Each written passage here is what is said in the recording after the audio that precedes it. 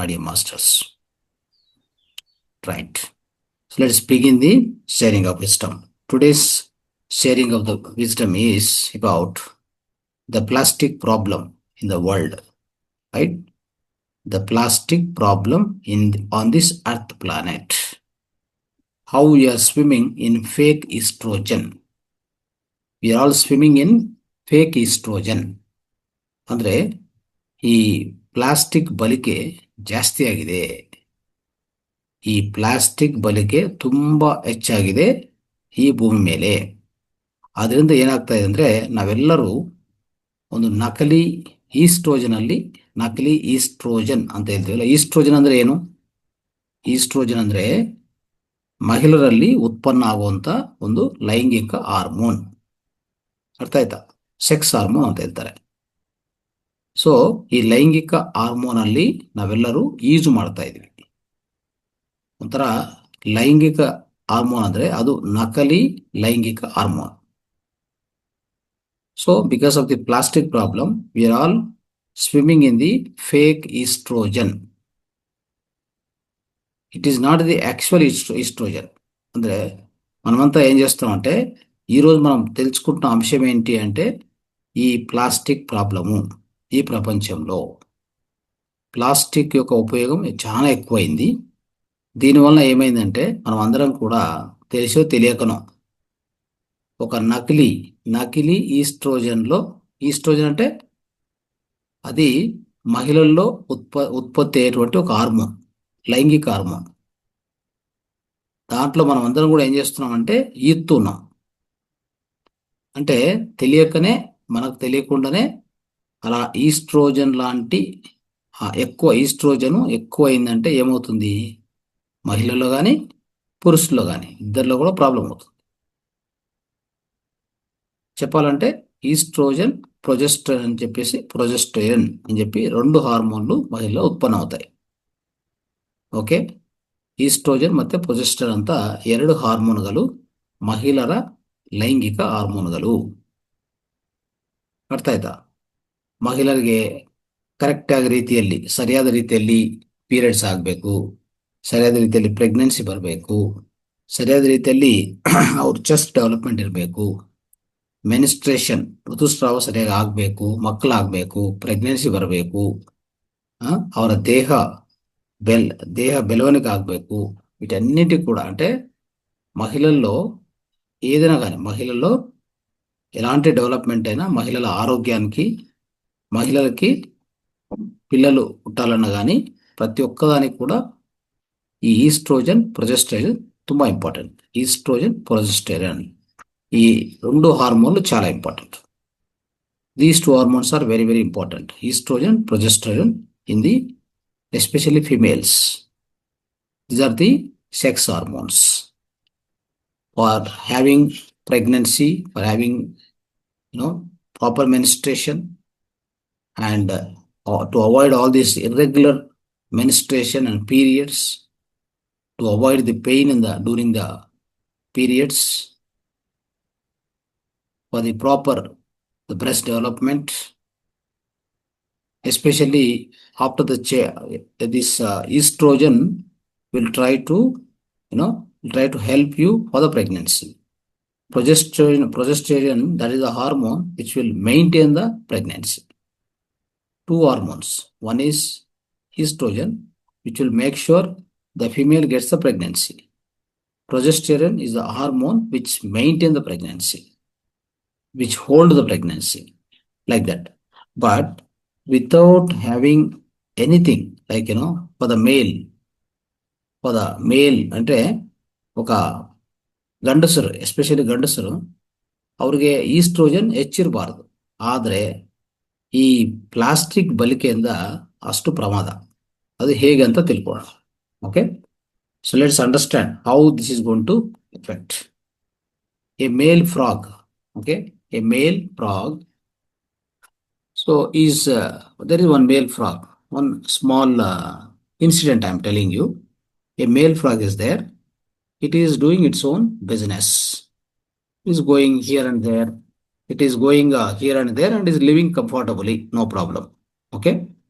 and its own lifestyle it is doing. One day it was swimming. One day it was swimming in the water.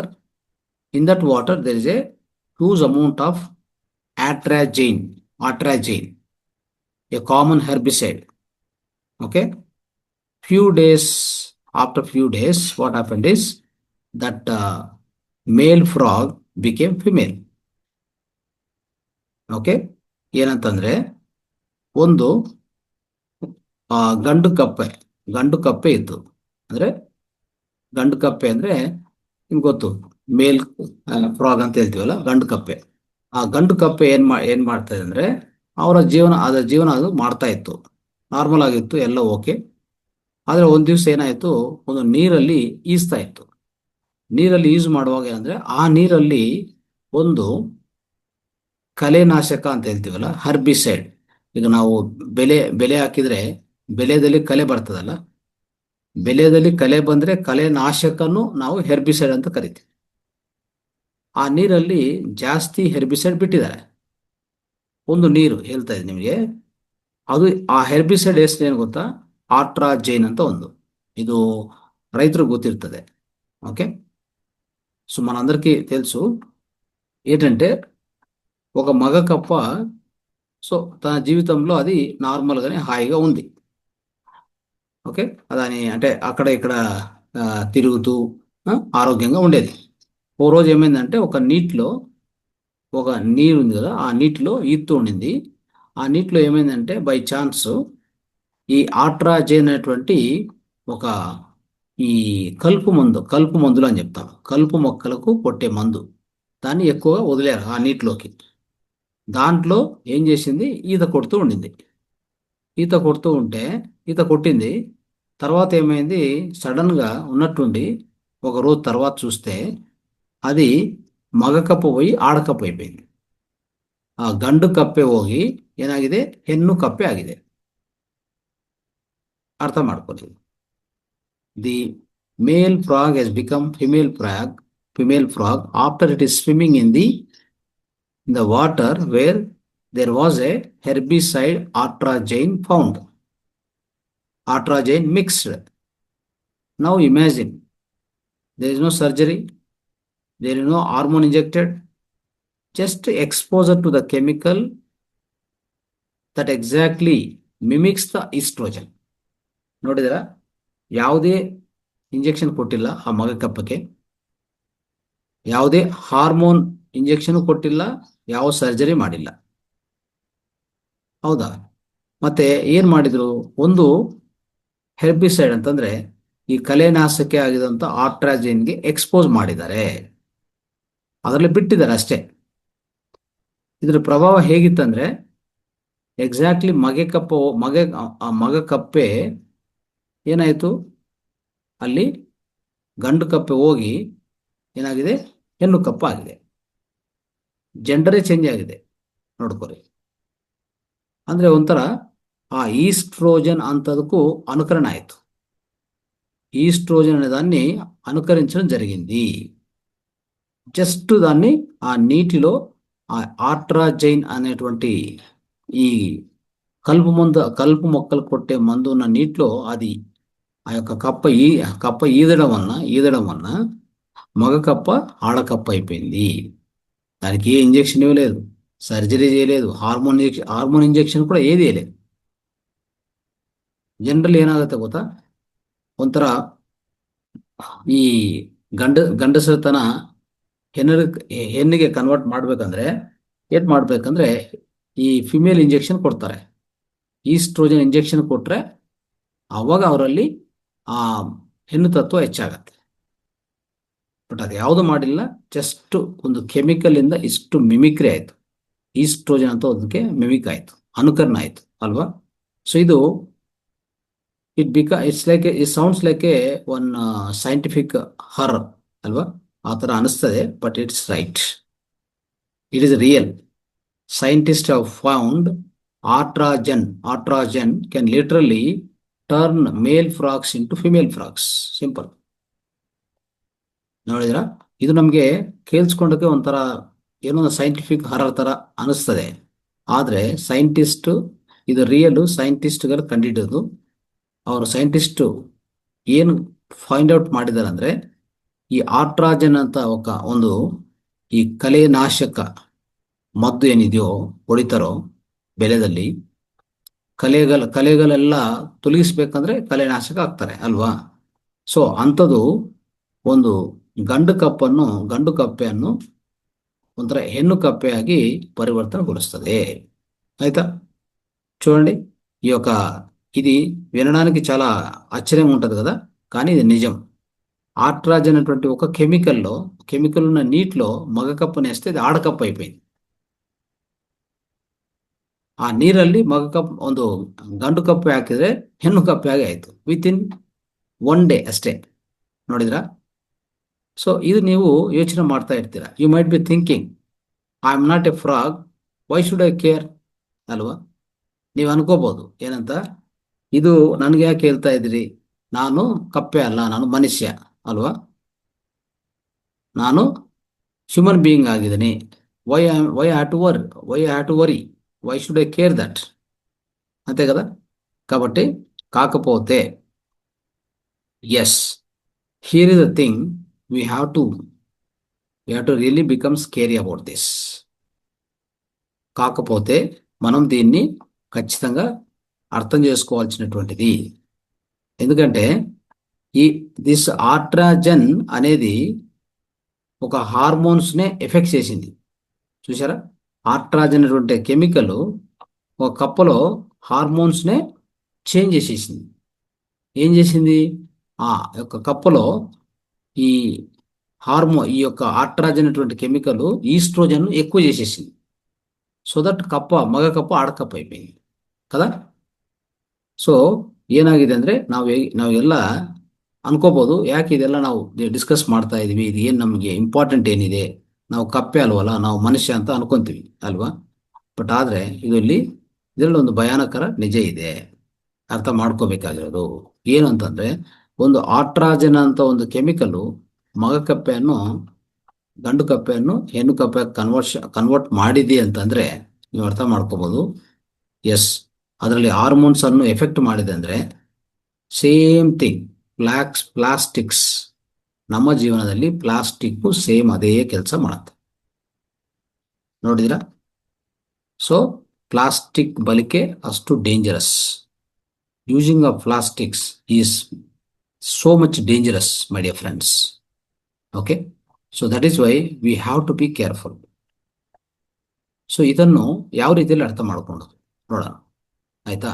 So plastics ಅನ್ನೋದು ಒಂಥರ ರಹಸ್ಯ oestrogen bomb.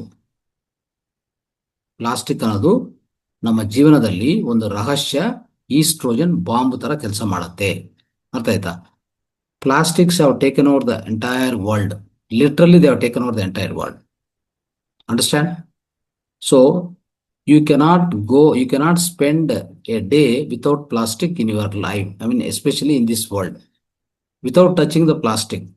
Can you imagine this world? ನೀವು ಈ ಪ್ರಪಂಚದಲ್ಲಿ plastic ಮುಟ್ಟದೆ ಒಂದು ದಿನ ಕಲಿಯಕ್ಕಾಗತ್ತಾ? Check ಮಾಡ್ಕೊಳ್ಳಿ ಬೇಕಂದ್ರೆ. It may be water bottle, it may be food container, it may be shampoo bottle, it may be whatever it may be. But there is a plastic everywhere, every place in this world. That's what we need to understand. దీన్ని అర్థం చేసుకోవాలి మనం. ఎలా అంటే, ఈ plastic అనేది ఎట్లా తయారైందంటే ఒక రహస్యమైనటువంటి ఈస్ట్రోజన్ బాంబు లాగా తయారైంది. మనకే తెలియదు ఈస్ట్రోజన్ లోపలికి వెళ్తుందా అనేది. ఒక మగ కప్ప ఆడకప్ప మాదిరి తయారైపోయిందంటే ఒక ఆర్ట్రాజన్ కెమికల్ వలన, జస్ట్ కెమికల్ వలన మగ కప్ప ఆడకప్పగా తయారైపోయింది, ఆ పరివర్తన చెందింది. ఎందుకు అంటే కారణం వచ్చేసి మన లోపల ఆ ఈస్ట్రోజన్ అంటే ఒక హార్మోన్ ఈ హార్మోన్స్ని ఎఫెక్ట్ చేసేంత అవకాశము ఈ ప్లాస్టిక్ ఉంది. చూద్దాం ఎలా అనేది. Let us see the sacking part and sacking facts. Okay. The plastic release chemicals that mimic our estrogen exactly. Plastics ఏం చేస్తాయంటే మన లోపలికి కొన్ని కెమికల్స్ను అవి రిలీజ్ చేస్తాయి. అవి ఎలా ఉంటాయంటే ఎగ్జాక్ట్లీ ఈస్ట్రోజన్ ఏం పని చేస్తే అదే పని ఇచ్చేస్తుంది. ಈಸ್ಟ್ರೋಜನ್ ಅನ್ನೋದು ನಮ್ಮ ದೇಹದಲ್ಲಿ ಏನು ಕೆಲಸ ಮಾಡತ್ತೋ ಆ ಮಗಕಪ್ಪೆಯನ್ನು, ಓಕೆ, ಆ ಗಂಡು ಕಪ್ಪನ್ನು ಹೆಣ್ಣು ಕಪ್ಪಾಗಿ ಹೇಗೆ ಪರಿವರ್ತನೆಗೊಳಿಸಿದೆಯೋ ಅದೇ ಕೆಲಸವನ್ನು ಈ ಪ್ಲಾಸ್ಟಿಕ್ಸ್ ಮಾಡ್ತಾ ಇರ್ತವೆ ದಿನನಿತ್ಯ. ಓಕೆ, ಏನೇನು ಕೆಮಿಕಲ್ಸ್ ಇಂಟ್ರೊಡ್ಯೂಸ್ ಮಾಡ್ತವೆ ಈ ಪ್ಲಾಸ್ಟಿಕ್ಸ್ ಅಂತ ನೋಡಿದ್ರೆ, ಫಸ್ಟ್ ಬಂದ್ಬಿಟ್ಟು BPA, ಬಿಸ್ಫೆನಾಲ್ ಎ. ಇದು ಫಸ್ಟ್ ಕೆಮಿಕಲ್, ನೆನ್ಪಿಟ್ಕೊಳ್ಳಿ. ಇದು ಎಲ್ಲೆಲ್ಲಿ ಇರ್ತದೆ ಗೊತ್ತಾ? ಫುಡ್ ಕ್ಯಾನ್ಸು, ಆಮೇಲೆ ಪ್ಲಾಸ್ಟಿಕ್ ಕಂಟೈನರ್ಸ್, ಈ ಎರಡಲ್ಲಿ ಇರ್ತದೆ. ಇವೆಲ್ಲ ನೀಟಾಗಿ ಬರ್ಕೊಳ್ಳಿ, ಇಲ್ಲಾಂದ್ರೆ ವಿಡಿಯೋ ಬಂದ್ಮೇಲೆ ಮತ್ತೆ ಮರಣ ಮಾಡ್ಕೋದು ದಯವಿಟ್ಟು. ಎಲ್ಲರಿಗೂ ಹೇಳ್ಬೇಕಿದು. ಇಡೀ ಪ್ರಪಂಚದಲ್ಲಿ ತುಂಬಾ ದೊಡ್ಡ ಪ್ರಾಬ್ಲಮ್ ಇದು, ಅತಿ ದೊಡ್ಡ ಪ್ರಾಬ್ಲಮ್. ನಾವೆಲ್ಲ ಧ್ಯಾನಿಗಳು, ಮಾಸ್ಟರ್ಸು, ಆದರೂ ತಪ್ಪು ಮಾಡ್ತಾ ಇದ್ವಿ. ನಾವು ಧ್ಯಾನಿಗಳೇ, ಮಾಸ್ಟರ್ಸೇ, ಆದ್ರೆ ಈ ಜ್ಞಾನ ಇಲ್ಲ. ಏನ್ ಮಾಡೋದು? ಆಹಾರ ಜ್ಞಾನ ಇಲ್ಲ, ಪರಿಸರ ಜ್ಞಾನ ಇಲ್ಲ, ಆರೋಗ್ಯ ಜ್ಞಾನ ಇಲ್ಲ, ಬಟ್ ಧ್ಯಾನ ಮಾಡ್ತಾ ಇದ್ವಿ. ನಮ್ಮ ಧ್ಯಾನವನ್ನು, ನಮ್ಮ ಶಕ್ತಿಯನ್ನು ನಾವು ಚೆನ್ನಾಗಿ ಬಳಸ್ಕೋಬೇಕು, ಕಾಪಾಡ್ಕೋಬೇಕು ಅಂತಂದ್ರೆ ಇಂಥ ದುರಂತಗಳಿಂದ, ಇಂಥ ದುರಭ್ಯಾಸಗಳಿಂದ, ಪರಿಣಾಮಗಳಿಂದ ನಾವು ಆಚೆ ಕಡೆ ಬರಲೇಬೇಕು. ಇಲ್ಲಾಂದ್ರೆ ನಿಮ್ಮ ಶಕ್ತಿಯನ್ನು ನೀವು ಕಳ್ಕೊಂತೀರ ಅಷ್ಟೇ. ಎಷ್ಟೆಷ್ಟು ಧ್ಯಾನ ಮಾಡ್ತೀವಿ, ಎಷ್ಟೆಷ್ಟು ಗಂಟೆಗಳು ಮಾಡ್ತೀವಿ, ಎಷ್ಟು ಸಂಶೋಧನೆ ಮಾಡ್ತೀವಿ, ಎಷ್ಟು ಓದ್ತೀವಿ, ಎಷ್ಟು ಸ್ವಾಧ್ಯಾಯ ಮಾಡ್ತೀವಿ, ಎಷ್ಟೇ ಮಾಡಿದ್ರು ನಿಮ್ಮ ಆರೋಗ್ಯ ಅಭ್ಯಾಸ ಅಂದ್ರೆ ಆಹಾರ ಅಭ್ಯಾಸಗಳು, ಆರೋಗ್ಯ ಅಭ್ಯಾಸಗಳು, ಪರಿಸರ ಜ್ಞಾನ ಏನು ಇಲ್ಲದೆ ನಾವು ಜೀವನ ಮಾಡೋದು ತಪ್ಪಾಗತ್ತೆ. ನಮ್ಮ ಶಕ್ತಿಯನ್ನು ಕಳ್ಕೊಂತೀವಿ ಅಷ್ಟೇ. We lose our energy though we are consistent meditators. We are all the masters, we are all the meditation masters. We are doing meditation regularly on the consistent basis.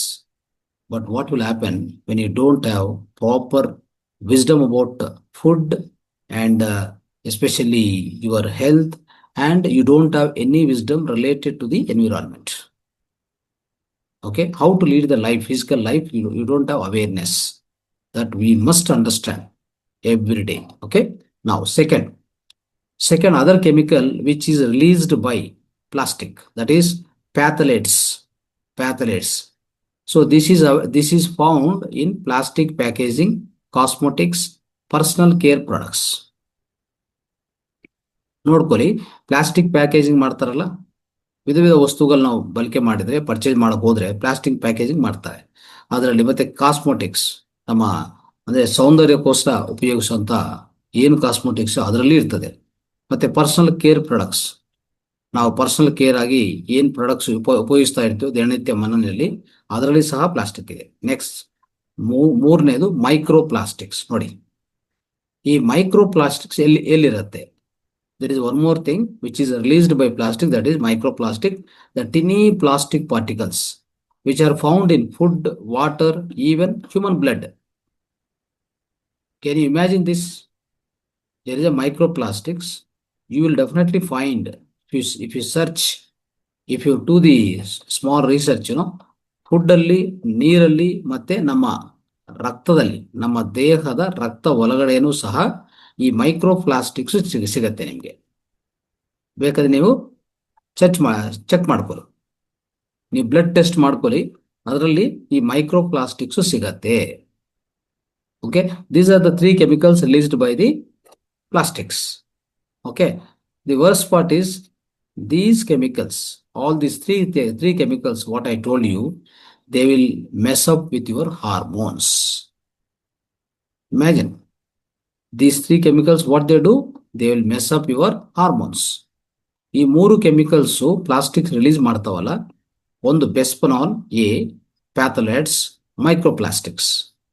ಈ 3 ಪ್ಲಾಸ್ಟಿಕ್ಸ್ ಏನ್ ಮಾಡ್ತವೆ ಅಂತಂದ್ರೆ ನಮ್ಮ ದೇಹದಲ್ಲಿ ನಮ್ಮ ಹಾರ್ಮೋನ್ ಸಿಸ್ಟಮ್ ಅನ್ನು imbalance ಮಾಡ್ತದೆ, ಅಸಮತೋಲ್ಯಗೊಳಿಸ್ತದೆ. Especially this oestrogen, ಪ್ರೊಜೆಸ್ಟೋರನ್, ಟೆಸ್ಟೋಸ್ಟಿರಿಯನ್ ಅಂತ ಇದೆಲ್ಲ, ಅದು ಎಸ್ಪೆಷಲಿ ಗಂಡಸರಲ್ಲಿ ಬರ್ತಾ ಇರ್ತದೆ ಹಾರ್ಮೋನ್ ಟೆಸ್ಟೋಸ್ಟಿರಿಯಾನ್. ಸೊ ಎಲ್ಲ ಹಾರ್ಮೋನ್ಸ್ ಅನ್ನು ಎಫೆಕ್ಟ್ ಮಾಡುವಂತ ಅವಕಾಶ ಇದೆ ಈ ಪ್ಲಾಸ್ಟಿಕ್ಸ್. ಎಸ್ಪೆಷಲಿ ಒಂದ್ಸರಿ ನಮ್ಮ ಒಳಗಡೆ ಹೋದ್ಮೇಲೆ, ಬ್ಲಡ್ ಒಳಗಡೆ ಹೋದ್ಮೇಲೆ, ಅರ್ಥ ಆಯ್ತಾ?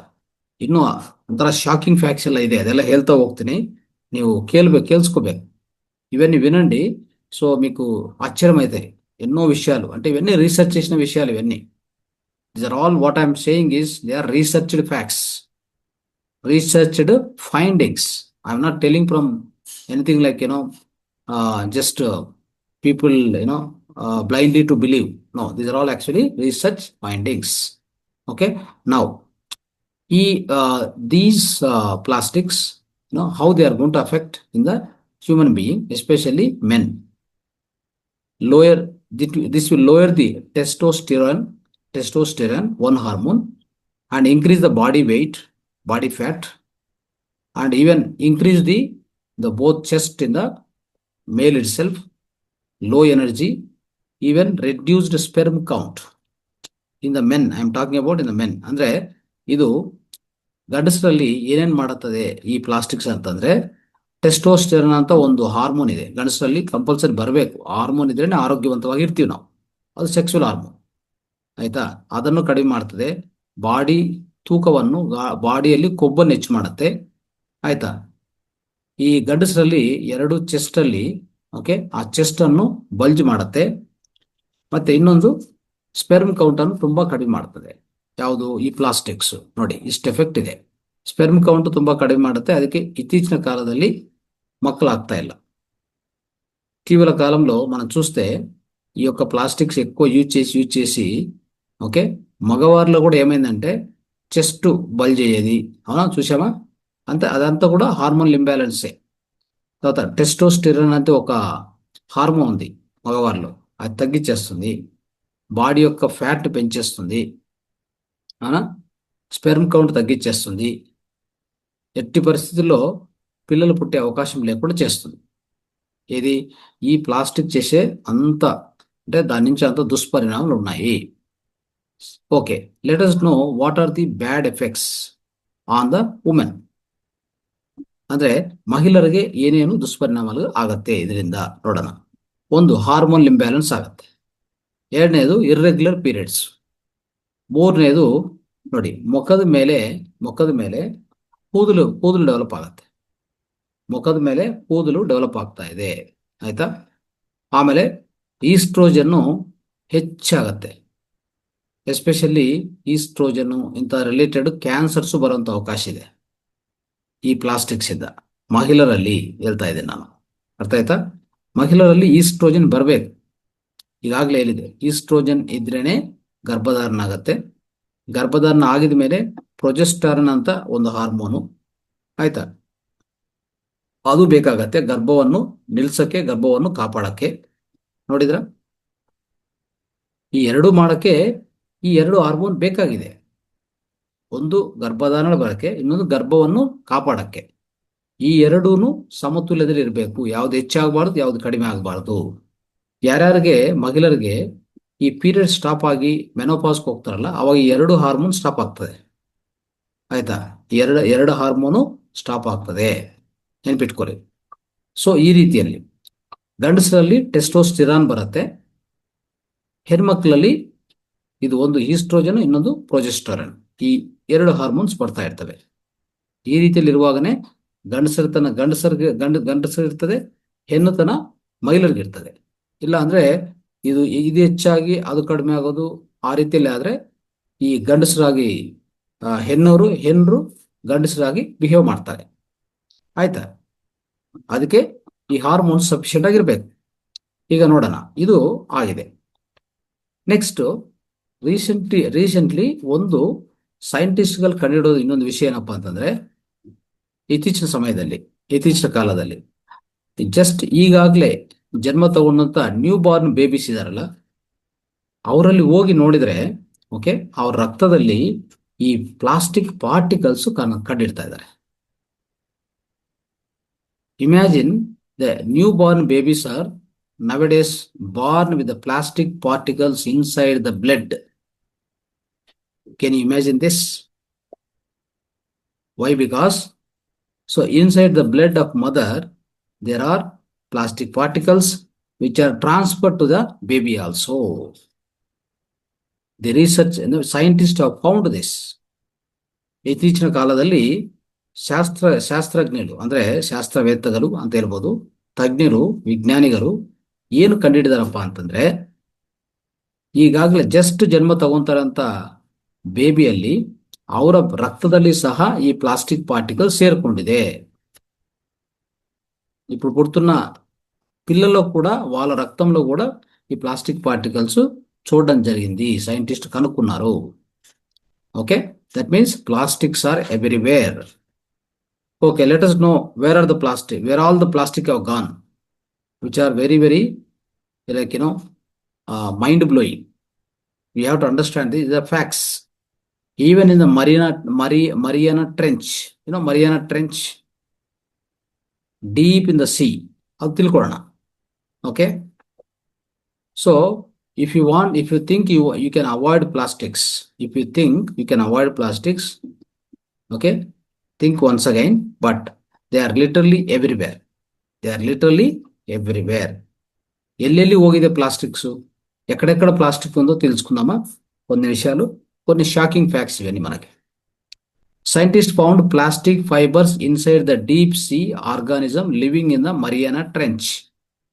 Okay, that the deepest point on the earth, 36,000 feet below sea level. Meaning is, even the most isolated creatures can't escape from the plastic pollution. ಇದನ್ನ ಅರ್ಥ ಮಾಡ್ಕೊಳ್ಳಿ. ಸೈಂಟಿಸ್ಟ್ಗಳು ಏನು ರಿಸರ್ಚ್ ಮಾಡುವಾಗ ಅವ್ರಿಗೆ ಗೊತ್ತಿರುವಂಥ ವಿಷಯ, ಕಂಡುಬರುವಂಥ ವಿಷಯ ಏನಂತಂದ್ರೆ, ನಮ್ಮ ಈ ಭೂಮಿ ಸರ್ಫೇಸ್ ಲೆವೆಲಿಂದ ಸಮುದ್ರ ಗರ್ಭದಲ್ಲಿ 36,000 ಸ್ಕ್ವೇರ್ ಫೀಟ್, 36,000, 36,000 ಫೀಟ್ ಕೆಳಗಡೆ ಹೋಗಿ ನೋಡಿದ್ರೆ ಅಲ್ಲಿರುವಂತ ಈ ಎಸ್ಪೆಷಲಿ ಮೀನು ಇದೆಲ್ಲ ಅಂದ್ರೆ ಜಲಚರ ಜೀವಿಗಳು ಇರ್ತಾವಲ್ಲ, ಅಲ್ಲಿ ಸಹ ಈ ಪ್ಲಾಸ್ಟಿಕ್ ಕಂಡಿಟ್ಟಿದ್ದಾರೆ. ಅಲ್ಲಿಗೆ ಹೋಗಿದೆ, ಅಲ್ಲಿ ಹೋಗಿ ಸೇರ್ಕೊಂಡಿದೆ. ನೋಡಿ, ನಮ್ಮ ಭೂಭಾಗದಲ್ಲಿ ನಾವು ಉಪಯೋಗಿಸ್ತೀವಲ್ಲ, ಭೂಮಿ ಮೇಲೆ ಉಪಯೋಗಿಸ್ತೀವಿ ಪ್ಲಾಸ್ಟಿಕ್, ಎಷ್ಟು ಬೇಕಂದ್ರೆ ಅಷ್ಟು ಬಳಸ್ತಾ ಇದೀವಲ್ಲ. ಇದು ಹೋಗಿ ಎಲ್ಲಿಗೆ ಹೋಗಿದೆ ಅಂದ್ರೆ ಸಮುದ್ರ ಗರ್ಭದಲ್ಲಿ 36,000 ಸ್ಕ್ವೇರ್ ಫೀಟ್ ಕೆಳಗಡೆ ಅಲ್ಲಿ ಪ್ಲಾಸ್ಟಿಕ್ ಕಂಡಿದೆ. ಅದನ್ನ ಆಕ್ಚುಲಿ ಏನಂತ ಕರೀತಾರೆ ಅಂದ್ರೆ, ಇದು ಲೋಯೆಸ್ಟ್ ಪಾಯಿಂಟ್, ಅಂದ್ರೆ ಡೀಪೆಸ್ಟ್ ಪಾಯಿಂಟ್ ಅರ್ತ್ ಮೇಲೆ. ಇದು ಅದಕ್ಕಿಂತ ಕೆಳಗೆ ಯಾವುದಿಲ್ಲ ಅಂತ ಹೇಳ್ತಾರೆ ಸೈಂಟಿಸ್ಟ್ಗಳು. 36,000 ಸ್ಕ್ವೇರ್ ಫೀಟ್, ಆ ಫೀಟ್ ಒಳಗಡೆ ಈ ಪ್ಲಾಸ್ಟಿಕ್ ಕಂಡುಹಿಡಿದ್ದಾರೆ. ನೋಡಿದ್ರ ಎಷ್ಟು ಒಂಥರ ಇದು ಪೊಲ್ಯೂಷನ್ ಆಗಿದೆ. ಅಲ್ಲಿ ಹೋಗಿ ಅಂದ್ರೆ ಸಮುದ್ರ ಗರ್ಭವನ್ನು ಬಿಟ್ಟಿಲ್ಲ ನಾವು. సముద్ర గర్భంలో 36,000 ఫీట్ లోపల కింద కూడా ఈ యొక్క ప్లాస్టిక్స్ ను ఫైండ్ అవుట్ చేశారు సైంటిస్టులు. దాన్ని మెరీనా ట్రెంచ్ అని చెప్తాం మనం, మెరీనా ట్రెంచ్ అయిందా. అక్కడ ఈ ప్లాస్టిక్ ఫైబర్స్ అక్కడ ఉన్నాయి. Second, research also discovered plastic particles in Arctic ice, proving that plastics have reached the places where humans can never reach. ನೋಡಿದಿರಾ, ಇನ್ನೂ ಪ್ಲಾಸ್ಟಿಕ್ ಎಲ್ಲೆಲ್ಲಿದೆ ಅಂತಂದ್ರೆ ಆರ್ಕಿಟಿಕ್ ಐಸ್. ಆರ್ಕಿಟಿಕ್ ಐಸ್ ಅಂದ್ರೆ ಏನು? ಆರ್ಕಿಟಿಕ್ ಅದೊಂದು ಪ್ರದೇಶ. ಆರ್ಕಿಟಿಕ್ ಅನ್ನೋದು ಅಲ್ಲಿ ತುಂಬಾ ಈ ಮಂಚು ಇದೆಲ್ಲ, ಐಸ್ ಗಡ್ಡಗಳು ಮಾತ್ರ ಇರ್ತವೆ. ಅಲ್ಲಿ ನಾವು ಕಾಲಿಡಕ್ಕೆ ಆಗಲ್ಲ, ಮನುಷ್ಯ ಹೋಗಕ್ಕೆ ಆಗಲ್ಲ. ಆದ್ರೂ ಅಲ್ಲಿನೂ ಸೈಂಟಿಸ್ಟ್ಗಳಿಗೆ ప్లాస్టిక్ సిక్తు. చూసారా, ఆర్కిటిక్ అనేటువంటి ఒక ఖండం అది. అక్కడికి మనం పోయే అవకాశమే లేదు, మన కాలు కూడా పెట్టలేం. Even then scientist have found the plastic pollution at that point. చూసారా ఎంతవరకు పోయిందంటే అర్థం చేసుకోండి. So studies have shown that we consume thousands of microplastics particles per year through the water, food, air.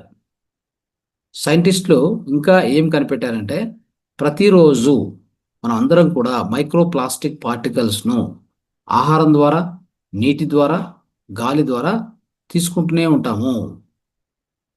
అర్థమైందా? సో ఈ plastics have reached the deepest oceans and frozen poles. You better understand that, better you believe that they have already reached in to your blood also. ಈಗ ಸೈಂಟಿಸ್ಟ್ಗಳು ಏನು ಕಂಡುಹಿಡಿದಾರೆ ಅಂದ್ರೆ, ಸಮುದ್ರ ಗರ್ಭದಲ್ಲಿ ಅಷ್ಟುವರೆಗೂ ಮನುಷ್ಯನೇ ಹೋಗಕ್ಕಾಗಲ್ಲ, ಅಲ್ಲಿನೂ ಸಹ ಪ್ಲಾಸ್ಟಿಕ್ ಸೇರಿದೆ. ಈ ಆರ್ಕಿಟಿಕ್ ಐಸ್ ಅಂತಂದ್ರೆ ಅಲ್ಲಿ ಮಂಚು ಅನ್ನೋದು ಅಲ್ಲಿ ಅಷ್ಟು ಇರುತ್ತಲ್ಲ, ಐಸ್ ಸ್ನೋ ಇರ್ತದಲ್ಲ, ಅಲ್ಲಿನೂ ಸಹ ಪ್ಲಾಸ್ಟಿಕ್ ಪಾರ್ಟಿಕಲ್ಸ್ ಸೇರ್ಕೊಂಡಿದೆ. ಅಂದ್ರೆ ಒಂದು ಅರ್ಥ ಮಾಡ್ಕೊಳ್ಳಿ, ನಾವು ಪ್ರತಿನಿತ್ಯ ಪ್ಲಾಸ್ಟಿಕ್ ಮನೆಯಲ್ಲಿ ಬಳಸ್ತಾನೆ ಇರ್ತೀವಿ. ಬಾಟಲ್ಸು, ಫುಡ್ ಕಂಟೈನರ್ಸು, ಏನೇನು ಬೇಕೋ ಅದೆಲ್ಲ ಬಳಸ್ತಾ ಇರ್ತೀವಲ್ಲ, ಅವಾಗ ನಮ್ಮ ರಕ್ತ ಒಳಗಡೆನು ಸೇರಿಕೊಂಡಿದೆ ಅಂತ ಒಂದು ನೆನ್ಪಿಟ್ಕೊಳ್ಳಿ ಸಾಕು. రక్త ఒలగడ ఈగాగలే చేరుకుంటది. ఖచ్చితంగా మన రక్తంలో కూడా ఉండే తీరింటది. ఈ ప్లాస్టిక్ పార్టికల్స్ పోయి ఉంటాయి, కంపల్సరీ పోయి ఉంటాయి. ఎందుకంటే ఆల్రెడీ అంటే ఆర్కిటిక్ ఐస్ ఖండం దగ్గర ఆ పోల్స్, దక్షిణ దక్షిణ ధ్రువం, ఉత్తర ధ్రువం అంటే చెప్తాం కదా, like north pole, south pole of this earth globe, అక్కడికి పోయింది. డీపెస్ట్ మెరీనా ట్రెంచ్కి పోయిందంటే మన రక్తంలోకి పోవడం పెద్ద విషయం కాదు, ఆల్రెడీ వెళ్ళిపోయి ఉంటుంది. రక్తం లోపల కూడా ఈ మైక్రో ప్లాస్టిక్ పార్టికల్స్ ఉంటాయి, ఉండి తీరుతాయి కంపల్సరీ. అర్థమైందా? So the danger of plastic bottles in the sun, ఇది ఒకటి ఎక్స్ప్లెయిన్ చేస్తాను. అంటే ప్లాస్టిక్ అంటే ఈ యొక్క సన్లో అంటే బాగా సూర్యుడు వస్తూ ఉంటే దాంట్లో ప్లాస్టిక్ బాటిల్ పెడితే దాని నుంచి డేంజర్ ఏముంది? ಸೂರ್ಯ ಬೆಳಕು ತುಂಬಾ ಹೆಚ್ಚಾಗಿರುವಾಗ, ಈ ಬಿಸಿಲು ಕಾಲ especially, okay, plastic bottle if you are using, what is the danger involved? Let us understand. Okay, so even if you leave a plastic water bottle in the car on the hot day, it's a bad idea, right? When plastic heats up, it releases even more harmful chemicals into your water. ಯಾವುದೇ ಬಿಸಿಲು ಕಾಲದಲ್ಲಿ ತುಂಬಾ ಬಿಸಿಲಿರುವಾಗ ನಿಮ್ಮ ಕಾರಲ್ಲಿ ಒಂದು plastic ಬಾಟಲ್ನು ನೀರು ಸಮೇತ ಅಲ್ಲಿ ಬಿಟ್ಟಿದ್ರೆ, ಆಮೇಲೆ ನೀವು ಅದನ್ನು ಮತ್ತೆ ಸೇವನೆ ಮಾಡಿದರೆ ಅದು ಬ್ಯಾಡ್ ಐಡಿಯಾ, ಇಟ್ಸ್ ಡೇಂಜರಸ್.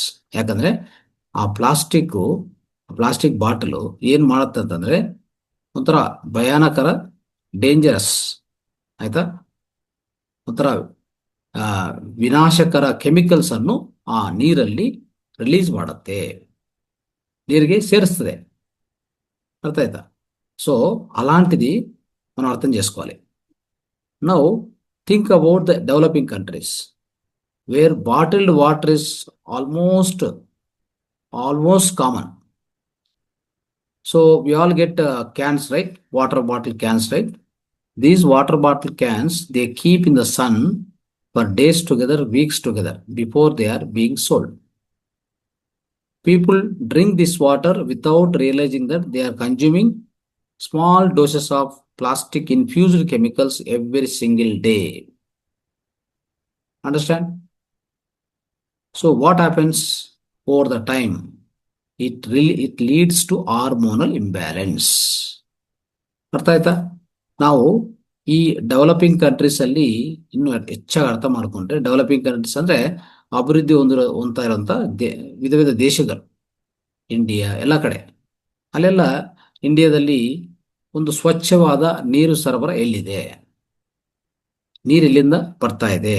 ಎಲ್ಲರಿಗೂ ಒಂದು ಪೈಪಿಂದ ಕಾವೇರಿ ವಾಟ್ರು, ಇಲ್ಲಾಂದ್ರೆ ಮಂಜೀರಾ ವಾಟ್ರು, ಈ ತರ ಯಾವುದೇ ರಾಷ್ಟ್ರ ತಗೊಳ್ಳಿ, ಡಿಫರೆಂಟ್ ಸ್ಟೇಟ್ಸ್ ಇದೆ.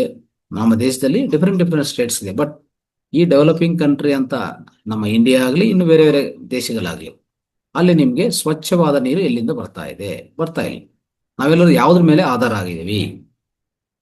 వి ఆల్ డిపెండ్ ఆన్ వాట్. మనంతా కూడా మనం ఇట్లా అభివృద్ధి చెందుతున్న దేశాల్లో మనకు నీరు ఎక్కడి నుంచి వస్తుంది అంటే పైప్ లైన్ నుంచి వస్తుందా అంటే తక్కువ. మరి ఏం జరుగుతూ ఉంది ఇప్పుడు ఈ మన దేశంలో ఎక్కువగా ఏం జరుగుతుంది బాగా ఆలోచించండి. మన ఇంట్లో కానీ చుట్టూ అన్నింటిలో కానీ వాటర్ బాటిల్ క్యాన్ వస్తుంది. ఒక క్యాన్ 25 లీటర్ క్యాన్. ఆ 25 లీటర్ క్యాన్స్ మనకు అమ్మే ముందు ఎండలో పెట్టింటారు. ఎన్ని రోజులు పెడతారు? 10 రోజులు, 15 రోజులు, ఒక మంత్ అట్లా పెట్టింటారు. నింపి పెట్టేసింటారు. అది తీసుకొచ్చి మనకు అమ్ముతాడు. మనం తీసుకొచ్చి ఇంట్లో అది క్యాన్ వాటర్ సురక్షితము, దాంట్లో బ్యాటరీ ఉండదు, వైరస్ ఉండదు, మంచిది అని చెప్పి మనం తాగడం మొదలు పెడతాం. ನಾವೇನ್ ಮಾಡ್ತೀವಿ ನೋಡಿ, ನಮ್ಮ ಸುತ್ತಮುತ್ತೆ ಈ ಕ್ಯಾನ್ ವಾಟರ್ ಮಾತ್ರ ಜಾಸ್ತಿ ಬಳಕೆ ಅಲ್ವಾ? 25 ಲೀಟರ್ ಕ್ಯಾನ್ ವಾಟರ್ ಪ್ರತಿ ಮನೆಗೆ ಬರುತ್ತೆ. ಆ ಕ್ಯಾನ್ ಏನ್ ಮಾಡ್ತಾರೆ, ನಿಮಗೆ ಮಾರಾಟ ಮಾಡಕ್ ಮುಂಚೆ ಒಂದು 20 ದಿನ 15 ದಿನ ಆ ಬಿಸಿಲಲ್ಲಿ ಬಿಡ್ತಾರೆ. ಆ ಸನ್ ಬೆಳಕ್ಕೆ, ಸೂರ್ಯನ ಬೆಳಕ್ಕೆ ಬಿಟ್ಬಿಡ್ತಾರೆ. ತುಂಬಾ ಬಿಸಿಲು ಬರ್ತಾ ಇರ್ತದೆ, ಹಾಗೆ ಬಿಟ್ಟಿರ್ತಾರೆ. ಯಾವಾಗ ಯಾವಾಗ ಮಾರಾಟಕ್ಕೆ ಬಂದ್ರೆ ಅವಾಗ ಮಾರಾಟಕ್ಕೆ ಕೊಡ್ತಾರೆ. ಅಷ್ಟವರೆಗೂ ಅಲ್ಲೇ ಬಿದ್ದಿರ್ತವೆ. ಎಷ್ಟು ಆ ಬಿಸಿಲಿಂದ ಈ ಪ್ಲಾಸ್ಟಿಕ್ಕು ಕರಗಿ ಅದರಲ್ಲಿ ಕೆಮಿಕಲ್ಸ್ ಎಷ್ಟು ತುಂಬಿರ್ತದೆ ಗೊತ್ತಾ ನಿಮಗೆ? ఎన్ని కెమికల్స్ ఆ ఎన్ని కెమికల్స్ ఆ నీటిలోకి పోయింటాయో మీకు తెలుసా? తెలియకుండానే ఆ వాటర్ బాటిల్ ಕ್ಯಾನ್ మనం ಉಪಯೋಗಿಸ್ತಾము. ನಾವು ಹಂಗೆ ಆ ಬಾಟಲ್ ವಾಟರನ್ನು ಕುಡಿಯೋದು ಒಳ್ಳೆಯದು, ಸುರಕ್ಷಿತ, ಅಲ್ಲಿ ಬ್ಯಾಕ್ಟೀರಿಯಾ ವೈರಸ್ ಏನಿರಲ್ಲ, ಟ್ರೀಟ್ಮೆಂಟ್ ಮಾಡಿದ್ದಾರೆ, ಯಾರೋ ಬಿಸ್ಲರಿ ಅವ್ರು ಮಾಡಿದ್ದಾರೆ, ಕಿನ್ಲಿ ಅವ್ರು ಮಾಡಿದ್ದಾರೆ ಅಂದ್ಕೊಂಡು ನಾವು ಕುಡಿತಾ ಇರ್ತೀವಿ. ಎಷ್ಟು ಡೇಂಜರ್ ಅಂದ್ರೆ ಅರ್ಥ ಮಾಡ್ಕೊಳ್ಳಿ. ಆ ಪ್ಲಾಸ್ಟಿಕ್ ಕರಗಿ ಕರಗಿ ಕರಗಿ ಆ ಕೆಮಿಕಲ್ಸ್ ಎಲ್ಲ ಅದ್ರ ಒಳಗಡೆ ಹೋಗಿ ನಿಮ್ಮ ಹಾರ್ಮೋನ್ ಅನ್ನು ಇಂಬ್ಯಾಲೆನ್ಸ್ ಕಾರಣವಾಗತ್ತೆ. ಇತ್ತೀಚಿನ ಸಮಯದಲ್ಲಿ ಹೆಣ್ಮಕ್ಳಿಗೆ ಎಸ್ಪೆಷಲಿ ನೋಡ್ತಾ ಇದ್ವಲ್ಲ, ಪೀರಿಯಡ್ಸ್ ಸರಿಯಾಗಿ ಆಗೋದಿಲ್ಲ, ಆಯ್ತಾ? ಆ ಪೀರಿಯಡ್ಸ್ ಹೆಚ್ಚು ಕಮ್ಮಿ, ಮತ್ತೆ ಪ್ರೆಗ್ನೆನ್ಸಿ ಬರೋದಿಲ್ಲ, ಮಕ್ಕಳು ಆಗೋದಿಲ್ಲ. ನೋಡಿದ್ರ ಎಷ್ಟೆಲ್ಲ ಪ್ರಾಬ್ಲಮ್ಸ್ ಫೇಸ್ ಮಾಡ್ತಾ ಇದೆ. ಈ ಪ್ಲಾಸ್ಟಿಕ್ ಅಂದ್ರೆ ಈ ಮೈಕ್ರೋ ಪ್ಲಾಸ್ಟಿಕ್ಸ್ ಹೋಗಿ ಬ್ಲಡ್ ಒಳಗಡೆ ಸೇರ್ಕೊಂಡು ಆ ಟಾಕ್ಸಿನ್ಸ್ ಹೆಚ್ಚಾಗಿ ರಕ್ತವೇ ಒಂಥರ ಮಾಲಿನ್ಯವಾಗ್ಬಿಟ್ಟಿದೆ ಅಂದ್ರೆ ನೀವು ನಂಬಲ್ಲ, ನೀವು ನಂಬೇಕಾಗತ್ತೆ. ಅಂತ సైంటిఫిక్ ఫ్యాక్ట్స్ ನಾವು ಇವತ್ತು మాట్లాడుకుంటా ఇద్వి. సో అలాంటి ఒక శాస్త్రపరమైనటువంటి అంశాలు మనం ఈరోజు డిస్కస్ చేస్తున్నాం. కాబట్టి ఇవన్నీ కూడా గుర్తుపెట్టుకోవాలి మిత్రులారా. So many women are now seeing excess facial and body hair, okay, and many men are becoming less masculine, the phenomenon known as a male feminization. ఇటీవల కాలంలో మనం చూస్తూ ఉంటాం, ఆడవారికి, స్త్రీలకి ముఖం మీద, ಬಾಡಿ ಮೊತ್ತಂ మీద వెంట్రుకలు ಮೊಲಿಸ್ತಾ ఉన్నాయి. ನಾವು ನೋಡಿರ್ಬೋದಲ್ಲ. ಸೊ ಹೆಚ್ಚು ಹೆಣ್ಮಕ್ಳಿಗೆ ಇತ್ತೀಚಿನ ಕಾಲದಲ್ಲಿ ಮುಖದ ಮೇಲೆ, ಫೇಸ್ ಮೇಲೆ ಮತ್ತೆ ಇಡೀ ಶರೀರದ ಮೇಲೆ ಹೆಚ್ಚು ಏನ್ ಬರ್ತಾ ಇದೆ ಅಂದ್ರೆ ಕೂದಲು ಬರ್ತಾ ಇದೆ, ಏರ್ ಗ್ರೋ ಆಗ್ತಾ ಇದೆ. ಕಾರಣ ಏನು? Hormonal imbalance. ಇಷ್ಟೇ ತಿಳ್ಕೋಬೇಕು ನೀವು. ಇದರಿಂದ ಹೆಚ್ಚು ಪ್ಲಾಸ್ಟಿಕ್ ಬಳಕೆಯಿಂದ ಇದಾಗ್ತಾ ಇದೆ, ಆಯ್ತಾ? ಅದನ್ನು ಸ್ವಚ್ಛಗೊಳಿಸ್ಕೊಂಡೋದಿಲ್ಲ ನಾವು, ಅಲ್ವಾ? ಯಾವ್ದನ್ನು ಸ್ವಚ್ಛಗೊಳಿಸ್ಕೊಂಡು ಅಂತ ವಿಧಾನ ಇದೆಯಾ ನಮ್ಗೆ? ರಕ್ತ ಮಾಲಿನ್ಯ ಆಗಿದೆ, ರಕ್ತ ಒಳಗಡೆ ಮೈಕ್ರೋ ಪ್ಲಾಸ್ಟಿಕ್ ಸೇರ್ಕೊಂಡಿದೆ. ಅದು ಹೇಗೆ ಆಚೆಗಡೆ ಕಲಿಸೋದು? ಆಚೆಗಡೆ ಕಲ್ಸಕ್ಕೆ ನಾವು ಏನ್ ಮಾಡ್ಬೇಕು ಅಂತಂದ್ರೆ, ಖಂಡಿತ ನಾವು ತಿನ್ನುವಂತ ಆಹಾರವನ್ನು, ಲೈಫ್ ಸ್ಟೈಲ್ ಅನ್ನು ಚೇಂಜ್ ಮಾಡ್ಕೋಬೇಕು. And also what we need to do is we must be practising fasting, ಅಲ್ವಾ? ಒಳ್ಳೆ ಫಾಸ್ಟಿಂಗ್ ಮಾಡ್ಬೇಕಾಗತ್ತೆ, ಆಯ್ತಾ? ಆ ಜೊತೆಗೆ ಶಿವಂಬು ಥೆರಪಿ ಅಂತ ಒಂದು ಅದ್ಭುತ ಥೆರಪಿಸ್ ಇದೆ, ಅದನ್ನು ಉಪಯೋಗಿಸ್ಬೇಕಾಗತ್ತೆ. ರಕ್ತವನ್ನು ಶುದ್ಧಿ ಮಾಡ್ಕೋಬೇಕು. ಇದು ಯಾರು ಮಾಡ್ತಾ ಇದ್ರು? ನಾವು ಒಂದೇ ಧ್ಯಾನ ಮಾಡ್ತೀವಿ ಅಂದ್ರೆ ಆಗೋದಿಲ್ಲ. ಆದ್ರೂ ನಿಮಗೂ ಕಷ್ಟ ಅನ್ನೋದು ಖಂಡಿತ ಬಂದೇ ಬರ್ತದೆ. ಯಾವುದೊಂದು ಸಮಯದಲ್ಲಿ ಅದು ಹೆಚ್ಚು ಆಗಿ ಆಗಿ ಆಗಿ ನಾವು ನೋಡಿ ಹೇಗಿರುತ್ತೆ ಅಂದ್ರೆ, we do meditation, we try to cleanse our body. ಧ್ಯಾನವನ್ನು ಮಾಡಿಕೊಂಡು ನಮ್ಮ ದೇಹವನ್ನು, ಮೊದಲನೇದು ಪ್ರಾಣಮಯ ಕೋಶವನ್ನು ಶಕ್ತೀಕರಣ ಮಾಡ್ಕೊಂತೀವಿ. ತದನಂತರ ಅದೇ ನಿಧಾನವಾಗಿ ನಮ್ಮ ದೇಹ ಅಂದ್ರೆ ಈ ಅನ್ನಮಯ ಕೋಶವನ್ನು ಸ್ವಚ್ಛಗೊಳಿಸ್ತಾ ಬರ್ತದೆ, ನಿಧಾನವಾಗಿ. ಒಂದೇ ಸರಿ ಯಾವುದಾಗೋದಿಲ್ಲ. ಧ್ಯಾನದಲ್ಲಿ ಸಹ ನಿರಂತರ ಧ್ಯಾನ, ದೀರ್ಘ ಧ್ಯಾನ ಮಾಡ್ತಾ ಹೋಗ್ಬೇಕಾಗತ್ತೆ. ಇಷ್ಟೆಲ್ಲ ಮಾಡಿಕೊಂಡು ಬಂದಿರುವಂತ ಆ ಶಕ್ತಿಯನ್ನು ಈ ನಮ್ಮ దేహದಲ್ಲಿರುವಂತ ఈ టాక్సిన్స్ అನ್ನು ಹೋಗಲಾಡಿಸಕ್ಕೆ ಹೆಚ್ಚು యూజ్ ఆಗುತ್ತೆ. అంటే మన అంత దీర్ఘ ధ్యానము అద్భుతంగా ధ్యానం చేసి కూడా వచ్చిన శక్తిని మన దేహంలో ఈ ప్లాస్టిక్స్, తెలియకుండా ప్లాస్టిక్స్ లోపలికి వెళ్తూ ఉంటే నీటి ద్వారా, ఆహారం ద్వారా వాటిని తొలగించుకొని కూడా మన ಶಕ್ತಿ ಅಂತ ವೇಸ್ಟ್ అవుతూ ఉంటుంది. ಎಸ್ಪೆಷಲಿ ರಕ್ತದಲ್ಲಿರುವಂತ ಈ ಪ್ಲಾಸ್ಟಿಕ್ಸ್, ಮೈಕ್ರೋ ಪ್ಲಾಸ್ಟಿಕ್ಸ್ ಅಷ್ಟು ಈಸಿಯಾಗಿ ಧ್ಯಾನದಿಂದನೂ ತೊಲಗಿಸಕ್ಕಾಗೋದಿಲ್ಲ, ಆಯ್ತಾ? ಧ್ಯಾನದಿಂದ ಏನಾಗತ್ತಂದ್ರೆ ಮನಸ್ಸು ನಿಶಬ್ದ ಆಗತ್ತೆ, ಮನಸ್ಸಿಂದ ಬರುವಂತ ಅನ್ನೆಸರಿ ಕೆಮಿಕಲ್ ಸ್ಟಾಪ್ ಆಗತ್ತೆ. ನೋಡಿದ್ರ? What meditation can do? Meditation will halt all the stress hormones which are all generated by our own emotions and negative thoughts and fear, anxiety, all these acid workers.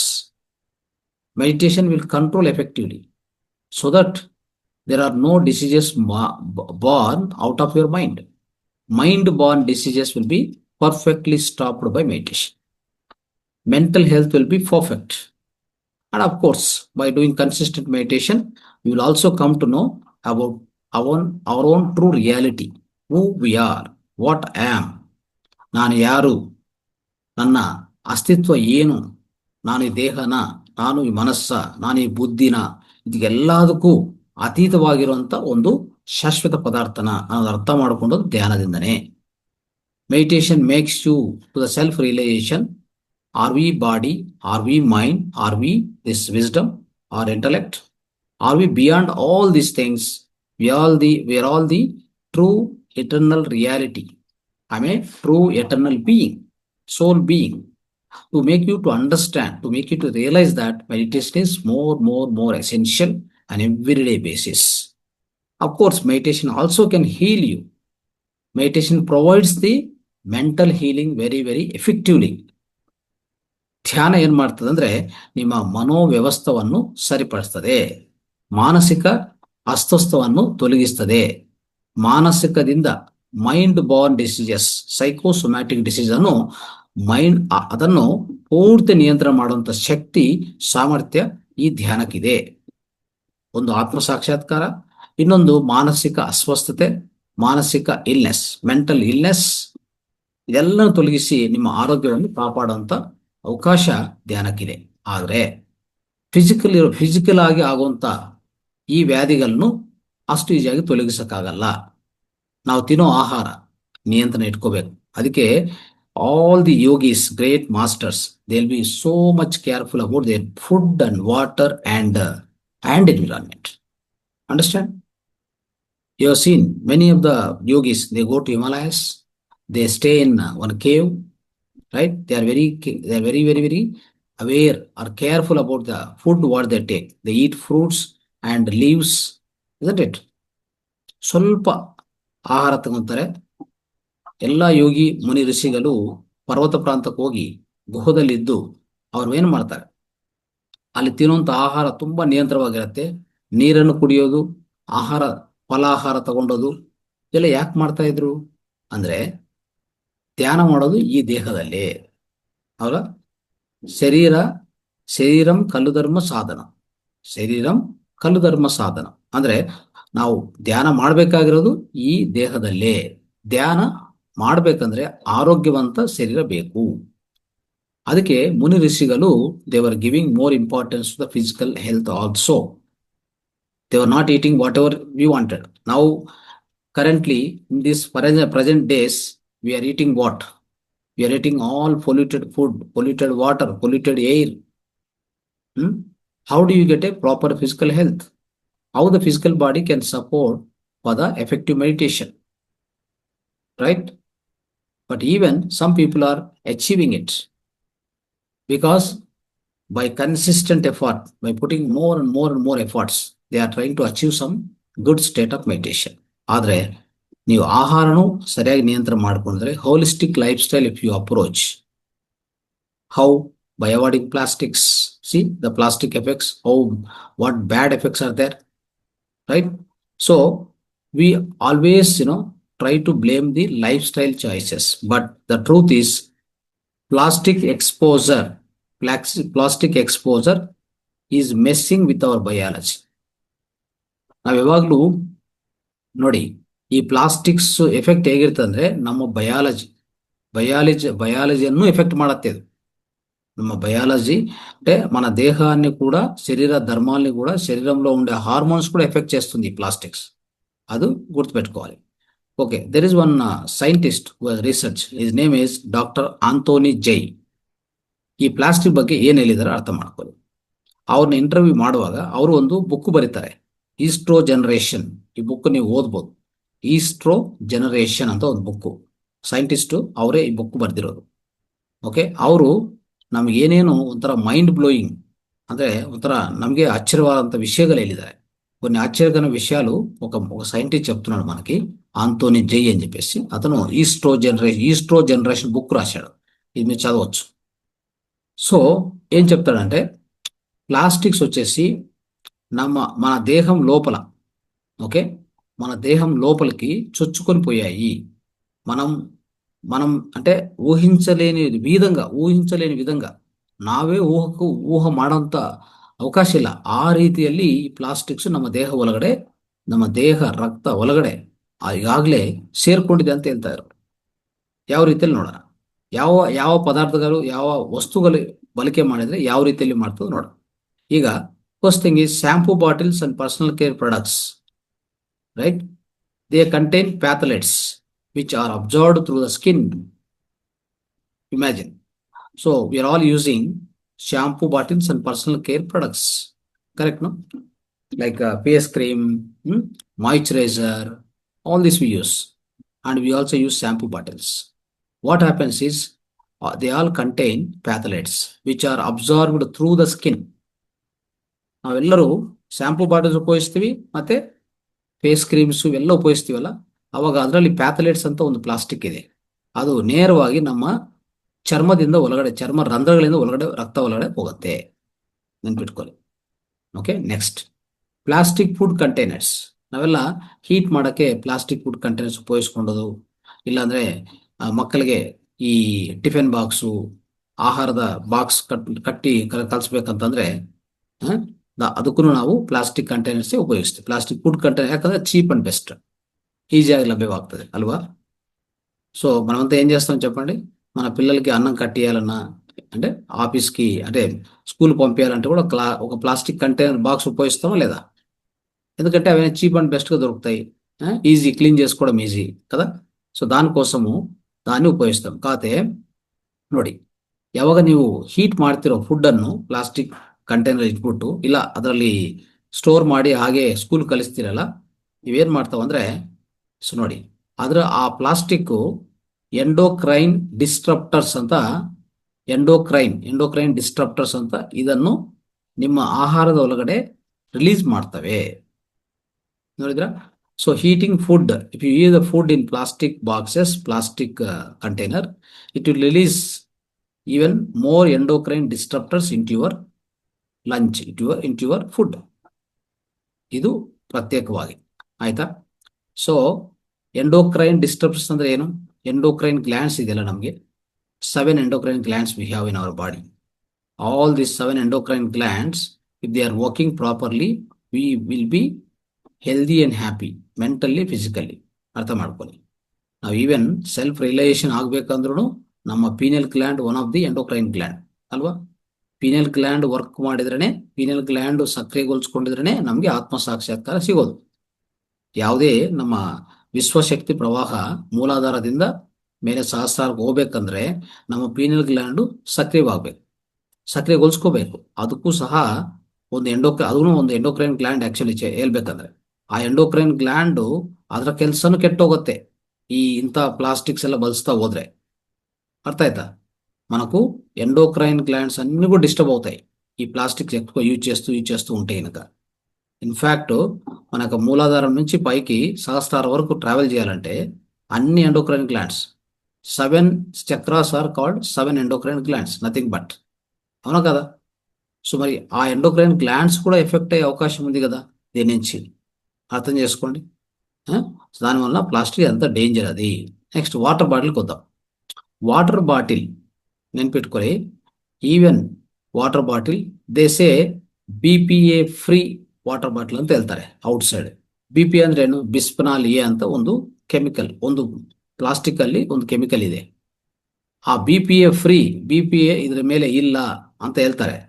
ಆದರೂ ಸಹ ಇದು hormone ಡಿಸ್ಟ್ರಪ್ಟಿಂಗ್ chemicals release ಮಾಡ್ತವೆ ಅಂತ bottles ಸಹ, right. Water bottles they say that they are even BPA free bottles still release the hormone disrupting chemicals, my dear friends. You can imagine this. Okay, so now let us understand one final essence of this today's topic, and also I'll teach you what are the actionable steps, how you can reduce your plastic exposure. I will teach you some of the points, about 5 points. Okay, now plastics are not just harming the planet, okay, but they are silently hijacking our biology, altering the hormones, reshaping our health in the way we never expect. ಅರ್ಥ ಆಯ್ತಾ? ಅಂದ್ರೆ ಈ plastics ಅನ್ನೋದು ಭೂಮಿಯನ್ನೇ ಹಾಳು ಮಾಡ್ತಾ ಇದೆ, ಭೂಮಿಯನ್ನೇ ಮಾಲಿನ್ಯ ಮಾಡ್ತಾ ಇದೆ. ನಿಮ್ಗೆಲ್ಲ ಗೊತ್ತಿರೋ ವಿಷಯ. ಒಂದು ಪ್ಲಾಸ್ಟಿಕ್ ಭೂಮಿ ಮೇಲೆ ಹಾಕಿದ್ರೆ 300 ವರ್ಷ ಕರಗಲ್ಲ, ನೆನ್ಪಿಟ್ಕೊಳ್ಳಿ. ಇದನ್ನು ಇಡೀ ಭಾರತದಲ್ಲಿ ಕಾನೂನು ತರ ಮಾಡಿದ್ರು ಇನ್ನೂ ಆಗ್ತಾ ಇಲ್ಲ. ನಾವೆಲ್ಲರೂ ಅಟ್ಲೀಸ್ಟ್ ಓಕೆ, ನಾವು ಮೆಡಿಟೇಷನ್ ಮಾಸ್ಟರ್ಸ್ ಆಗಿದ್ದು ಅಂದರೆ ಧ್ಯಾನ ಮಾಸ್ಟರ್ಸ್ ಆಗಿ ನಾವೆಲ್ಲ ಏನು ಮಾಡಬೇಕು, ಪ್ಲಾಸ್ಟಿಕ್ ಬಳಕೆಯನ್ನು ತಕ್ಷಣವೇ ಸ್ಟಾಪ್ ಮಾಡಬೇಕು. ಅದಕ್ಕೆ ಏನು ಪದ್ಧತಿಗಳು ನಾನು ಹೇಳ್ಕೊಡ್ತೀನಿ, ಏನೇನು ನೀವು ಚೇಂಜ್ ಮಾಡಬೇಕು ಮನೆಯಲ್ಲಿ ತಕ್ಷಣವೇ ಇವತ್ತಿಂದನೇ ಅಂತ ನಿಮ್ಗೆ ಹೇಳ್ಕೊಡ್ತೀನಿ. What are the things we need to stop as a meditation masters? We're all intellectuals, isn't it? Intelligent beings, we're all. So we must at least take a decision to stop all these uses of these plastics in our daily life from today itself. I will explain you some of the steps, okay, some of the procedures, which are all the things you can take care on a daily basis, my dear friends, right? Otherwise, this is not only harming the earth planet, it is also totally hijacking silently your entire biology. ನಿಮ್ಮ ದೇಹವನ್ನೇ ಒಂದು ರೀತಿಯಲ್ಲಿ ಕೆಟ್ಟ ನಿಯಂತ್ರಣ ಮಾಡ್ತಾ ಇದೆ. ನಿಮ್ಮ ದೇಹದಲ್ಲಿ hormones ಅನ್ನು ಖಂಡಿತ ಇದು ಉಂಟು ಮಾಡುತ್ತೆ ಅಲ್ವಾ? ಟೋಟಲಿ ನಿಮ್ಮ ಆರೋಗ್ಯವನ್ನೇ ಒಂದು ರೀತಿಯಲ್ಲಿ ಉಂಟು ಮಾಡುತ್ತೆ, ಆರೋಗ್ಯವನ್ನೇ ಕೆಡಿಸ್ತದೆ. ಅರ್ಥ ಆಯ್ತಾ? ಮಕ್ಕಳು ಇತ್ತೀಚಿನ ಸಮಯದಲ್ಲಿ ನೋಡ್ತಾ ಇದ್ರಲ್ಲ, ಮಕ್ಕಳು ಜಾಸ್ತಿ ಮೊಬೈಲ್ ನೋಡೋದಾಗ್ಲಿ, ಈ ಪ್ಲಾಸ್ಟಿಕ್ ಬಳಕೆ ಮಾಡಿ ಮಾಡಿ ಅವರು ಅವರು ಬೆಳೆಯುವಾಗ ಅಂತಂದ್ರೆ ದೊಡ್ಡವರಾಗುವಾಗ ಅವ್ರಿಗೆ ಯಾರು ಮ್ಯಾರೇಜ್ ಮಾಡ್ಕೊಂಡ್ರು ಮಕ್ಕಳಾಗ್ತಾ ಇಲ್ಲ. ನೋಡಿದ್ರ? ಮ್ಯಾರೇಜ್ ಜಸ್ಟ್ ರೀಸೆಂಟ್ಲಿ ಮ್ಯಾರೇಜ್ಡ್ ಕಪಲ್ಸ್ ನೋಡಿ ತುಂಬಾ ಜನ ಎಲ್ಲರೂ IVF ಹೋಗ್ತಾ ಇದ್ದಾರೆ. ಯಾಕೆ IVF ಹೋಗ್ತಾ ಇದ್ದಾರೆ? ಕಾರಣ ಏನು ಅಂತಂದ್ರೆ ಅವರ ಹಾರ್ಮೋನ್ಸ್ ಇಂಬ್ಯಾಲೆನ್ಸ್ ಆಗಿದೆ. ಹಾರ್ಮೋನ್ಸ್ ಎಷ್ಟು ಬೇಕೋ ಅಷ್ಟು ಉತ್ಪನ್ನ ಆಗ್ತಾ ಇಲ್ಲ. ಟೆಸ್ಟೋಸ್ಟಿರಾನ್ ಅದು ಗಂಡಸರಲ್ಲಿ, ಅದೇ ಹೆಣ್ಣು ಮಕ್ಕಳಾದ್ರೆ ಅವ್ರಿಗೆ ಈ ಈಸ್ಟ್ರೋಜನ್, ಪ್ರೊಜೆಸ್ಟೆರಾನ್ ಈ ಎರಡು ಹಾರ್ಮೋನ್ಸ್ ಸಮತೋಲನವಾಗಿರ್ಬೇಕು. ಬರೋದಿಲ್ಲ, ಸಮತೋಲನ ಬರೋದಿಲ್ಲ. ಅದಕ್ಕೆ ಅವ್ರಿಗೆ ಅಂಡಗಳು ಉತ್ಪನ್ನ ಆಗಲ್ಲ, ಇವ್ರಿಗೆ ಸ್ಪರ್ಮ್ ಕೌಂಟ್ ಉತ್ಪನ್ನ ಆಗಲ್ಲ. ಸರಿಯಾದ ಸ್ಪರ್ಮ್ ಕೌಂಟ್ ಇಲ್ಲ. ಶುಕ್ರ ಕಣಗಳು, ವೀರ್ಯ ಕಣಗಳು ಅಂತ ಹೇಳ್ತೀವಲ್ಲ ಗಂಡು ಮಕ್ಕಳಿಗೆ, ಅದು ಬರ್ತಾ ಇಲ್ಲ. ఇಷ್ಟು ಒಂಥರ దురంతగలాಗ್తా ఇದ್ರೆ దుష్పరిణామాలు మనకు జరుగుతూ ఉంటే కూడా మన చుట్టూ మనం తెలుసుకొని వీటిని ఖచ్చితంగా ఫాలో కావాలి. So what are the actionable steps? We came to the final end of the topic, my dear friends. Now, what are the actionable steps which we need to learn from today? Let us understand. Okay? Yeah, the first step, switch to glass or stainless steel immediately. Use the glass or stainless steel containers for food and water in your house. ನಾವೆಲ್ಲ ಏನ್ ಮಾಡಬೇಕು? ತಕ್ಷಣವೇ first step ಏನ್ ಮಾಡ್ಬೇಕಂದ್ರೆ, ನಾವ್ ಈಗಾಗಲೇ plastic ಬಳಕೆ ಮಾಡ್ತಾ ಇದ್ರೆ ಯಾವುದೇ ರೀತಿಯಲ್ಲಿ ಫುಡ್ಕೋ, ವಾಟರ್ ಸ್ಟೋರೇಜ್ಕೋ, ಐಟಮ್ ಸ್ಟೋರೇಜ್ ಯಾವ್ದಕ್ಕನ್ನ ಇರಲಿ, ತಕ್ಷಣ ಏನ್ ಮಾಡ್ಬೇಕಂದ್ರೆ ಗ್ಲಾಸು ಅಥವಾ ಸ್ಟೇನ್ಲೆಸ್ ಸ್ಟೀಲ್ಗೆ ಮೂವ್ ಆಗಬೇಕು. ಅರ್ಥ ಆಯ್ತಾ? ಅದು ಆಹಾರ ಸಂಗ್ರಹ ಮಾಡ್ಕೋಕಾಗ್ಲಿ, ಆಹಾರ ಹೀಟ್ ಮಾಡಕ್ ಉಪಯೋಗಿಸೋದು. ಈಗ ನೋಡಿ, ಪ್ಲಾಸ್ಟಿಕ್ ಅಲ್ಲಿ ಇಟ್ಬಿಟ್ಟು ಆಹಾರವನ್ನು ಮೈಕ್ರೋ ಓವನ್ ಅಲ್ಲಿ ಇಟ್ಬಿಟ್ಟು ಹೀಟ್ ಮಾಡಿದ್ರೆ ಏನಾಗುತ್ತೆ? ಆ ಎಲ್ಲ ಮೈಕ್ರೋ ಪ್ಲಾಸ್ಟಿಕ್ಸ್, ಈ ಕೆಮಿಕಲ್ಸ್ ಎಲ್ಲ ಅದು ಒಳಗಡೆ ರಿಲೀಸ್ ಆಗ್ಬಿಡ್ತದೆ ಅಷ್ಟೇ. ಅದಕ್ಕೆ ಇದನ್ನು ಇಮ್ಮಿಡಿಯೇಟ್ తక్షణమే ನಾವು చేంజ్ ಮಾಡಬೇಕು. సో అర్థమైందా? మొదటి పాయింట్ ఏంటి? మనము ఈ రోజు నుంచే మన ఇంట్లో ఆహారాన్ని సంగ్రహించడానికి కానీ, ఆహారాన్ని నిలవబెట్టేదానికి కానీ, నీరు నిలవబెట్టేదానికి కానీ, నీరును స్టోర్ చేసేదానికి కానీ, ఇంకా ఏదైనా కానీ ఆయిల్, నీరు అంటే లిక్విడ్ కావచ్చు, సాలిడ్ కావచ్చు, ఏదైనా కానీ వాటన్నిటిని మనం ప్లాస్టిక్ లో పెట్టి నిలవబెడుతున్నామంటే తక్షణమే మానుకొని వాటి ప్లేస్ లో స్టెయిన్లెస్ స్టీల్ కానీ, గ్లాస్ కానీ ఉపయోగించండి. ఓకే, ఇది number 1 step. Second step, avoid heating food in plastic. ಅರ್ಥ ಆಯ್ತಾ? So never microwave, especially in microwave oven is there, no? If you keep this food in the plastic and heat, right, it is definitely a dangerous thing. All these plastic chemicals will release into food. So use ceramic or glass bowls instead of that. ಅರ್ಥ ಆಯ್ತಲ್ಲ? Microwave ಅನ್ನು ನೀವು ಮನೇಲಿ ಉಪಯೋಗಿಸ್ತಾ ಇದ್ರೆ heat ಮಾಡಕ್ಕೆ ಉಪಯೋಗಿಸ್ತಿರಲ್ಲ, ಆಹಾರವನ್ನು heat ಮಾಡಕ್ಕೆ, ಅದು ಎನಿ ಕಾಸ್ಟ್, ಯಾವುದೇ ಸಮಯದಲ್ಲಿ ಯಾವುದೇ ಪರಿಸ್ಥಿತಿಯಲ್ಲಿ ಸೆರಾಮಿಕ್ ಇಲ್ಲ ಅಂದ್ರೆ ಗ್ಲಾಸ್ ಬೌಲ್ಸ್ ಅನ್ನು ಉಪಯೋಗಿಸಿ ಸಾಕು. ರೈಟ್? ಇದು second point. What is the third point? Say no to plastic water bottles. ಇವತ್ತಿಂದ ಯಾರೇ ಆಗಲಿ, ನೀವು ಔಟ್ಸೈಡ್ ಪರ್ಚೇಸ್ ಮಾಡೋದಂತೂ ಬಿಟ್ಬಿಡಿ. ನೀವು ಔಟ್ಸೈಡ್ ಹೋಗ್ತಾ ಇದ್ದೀರಾ, ಒಂಥರ ನೀರು ಬೇಕಾ ನಿಮಗೆ, ನಿಮ್ಮ ಮನೆಯಲ್ಲೇ ಒಂದು ಗಾಜು ಬಾಟಿಲೋ ಇಲ್ಲ ಅಂದರೆ ಸ್ಟೀಲ್ బాటిల్లో నింపుకొండ్రే మనే నీళ్ళని తుంపుಕೊಂಡು ಹೋಗಿ. మీరు బయటికి వెళ్తున్నారా, మీకు నీళ్లు కావాలా, తాగడానికి ఎండాకాలం కదా, నీళ్ళు ఎక్కువ తాగాల్సి వస్తుంది. మీరేం చేయాలి, ఒక గ్లాస్ బాటిల్ లేదంటే స్టీల్ బాటిల్ మీ దగ్గర పెట్టుకోండాలి. ఎప్పుడు ఎక్కడ కావాలంటే అక్కడ నీరు పట్టుకోవచ్చు. అయిందా? కానీ బయట పోయి షాప్లో మీరు ఈ బాటిల్ కొన్నారనుకోండి, ప్లాస్టిక్ బాటిల్, మళ్ళీ వేస్టే. వాళ్ళు ఎప్పటి నుంచో స్టోర్ చేసి ఉంటారు, ఎన్ని రోజుల కింద పెట్టింటారు. అది ఎక్కడ పెట్టింటారు, అంతా వేడి తగులుతూ ఉంటుంది. అది ఏదైనా కానీ ಯಾವುದೇ ಬಾಟಿಲ್, ನೀವು ನೀರಿನ ಬಾಟಿಲ್ ಬಿಸ್ಲೆ ಆಗಲಿ ಕಿನ್ಲಿ ಆಗಲಿ ಯಾವುದೇ ಔಟ್ಸೈಡ್ ತಗೊಂತೀವಲ್ಲ, ಮಿನರಲ್ ವಾಟರ್ ಅಂತ ತಗೊಂತೀವಲ್ಲ, ಅದ್ರಲ್ಲಿ ಏನಾಗುತ್ತೆ ಇಲ್ಲಿ, ಅದರಲ್ಲಿ ನೀರು ಸ್ಟೋರ್ ಮಾಡಿರ್ತಾರಲ್ಲ, ಆ ನೀರು ಒಳಗಡೆ ಈ ಕೆಮಿಕಲ್ ಅಂದರೆ ಈ plastic particles, micro plastic particles ಸೇರಿರ್ತವೆ, ಆಲ್ರೆಡಿ ಸೇರಿರ್ತವೆ. ನಿಮ್ಗೆ ಗೊತ್ತಾಗಲ್ಲ ಅದು. Already these microplastic particles, they might have already leaked into the water in the so-called mineral water, Kinley, Bisleri, whatever. So drinking that water is definitely dangerous. Okay, that is why you carry one water bottle, especially this glass or steel water bottle you carry always with you. From house you carry water.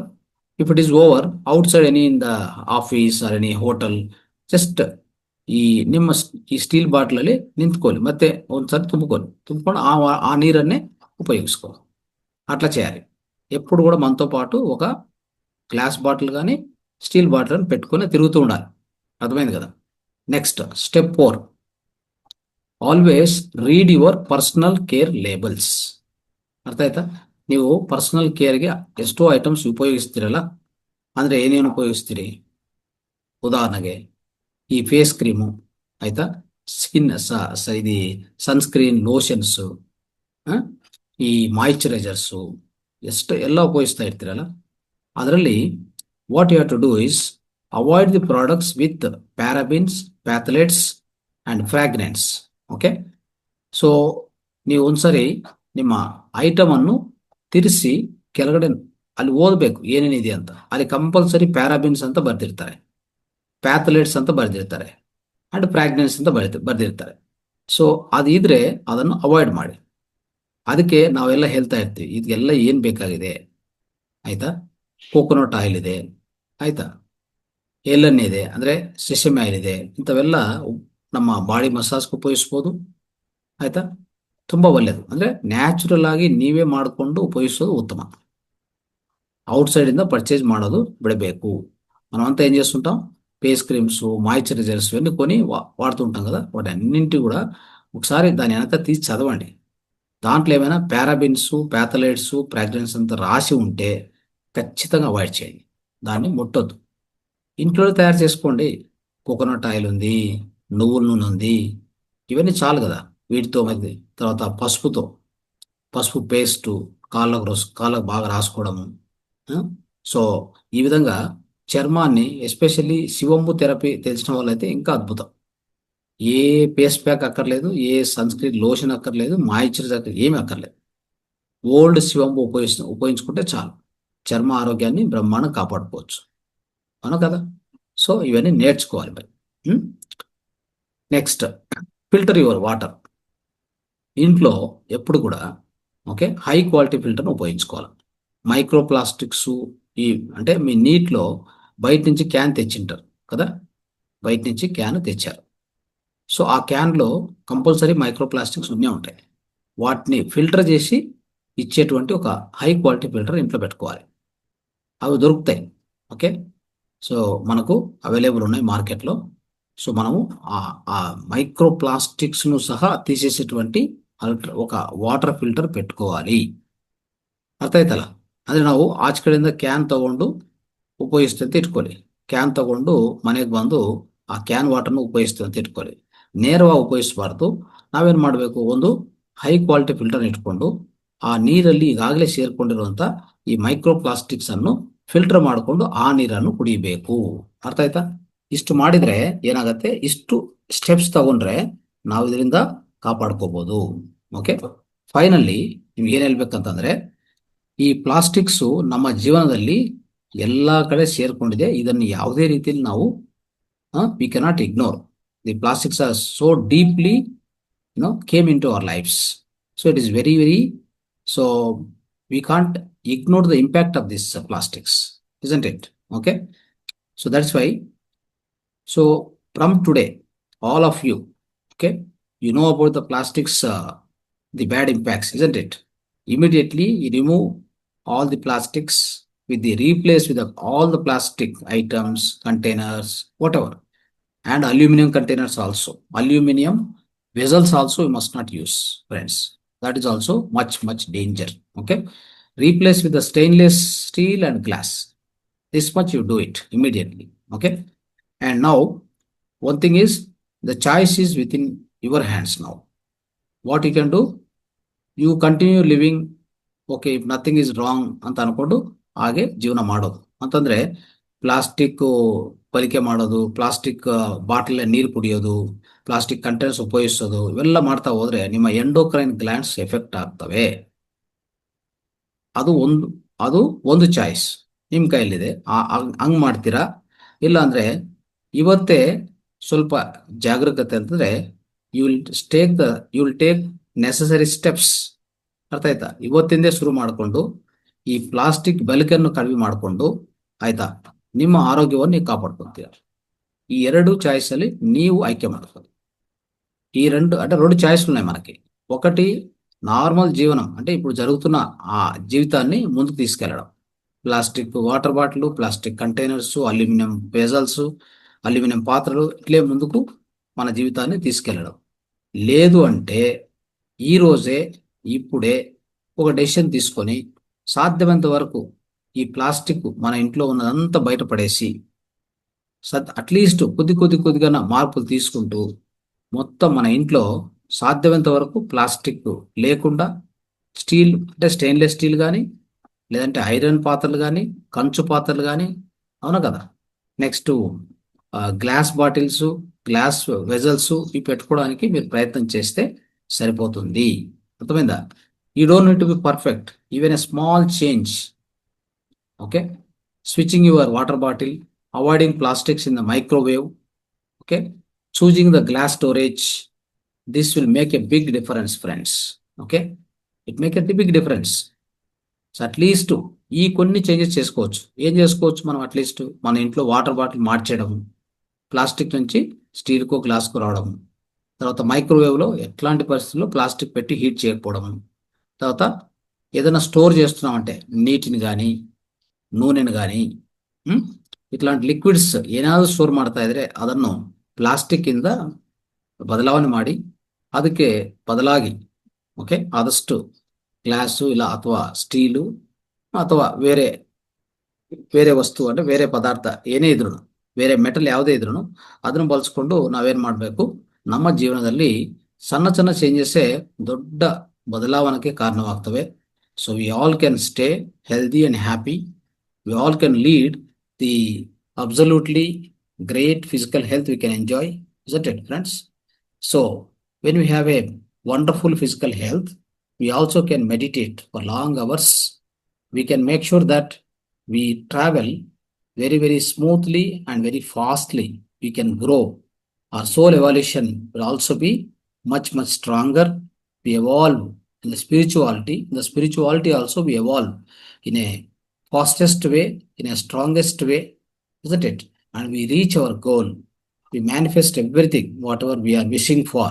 When your physical health is good. If your physical health is not good, then what can you do? What will you achieve in your life? Physical health itself is damaged. What do you achieve? Tell me. Though you know meditation, you read many books, right? You have a lot of wisdom, lot of intellect, intelligence. What will you do when your physical body doesn't support? You often get cold and cough. You often get acidity problem, gastric problem. You often get constipation problem, diarrhea problem. Why these things are happening? Because you don't know.